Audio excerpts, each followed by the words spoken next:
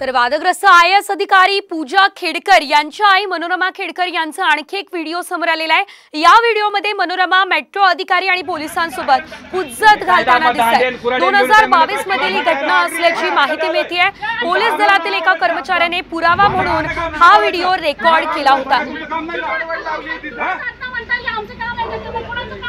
माझं काम आहे का? बडबड करताय? माझं काम आहे का ते? मग आम्हाला आलो तर तुम्ही थांबताय का बोलणं? तुम्ही काय दांडेन कुराडेन घेऊन येताय म्हणलं काय? तुला सांगायचं नागरिक आहे का? कशासाठी आलोय? तुमचं काम नाही कशी बोलायचं? तुमचं काम नाही का कशी बोलायचं? मला सांगा तुमचं काम नाही का? तर आता पूजा खेडकर प्रकरणामध्ये तपासाची चक्र वेगाने फिरतायत। स्वतः पोलीस महासंचालक रश्मी शुक्ला यांनी या संपूर्ण प्रकरणामध्ये लक्ष घातले।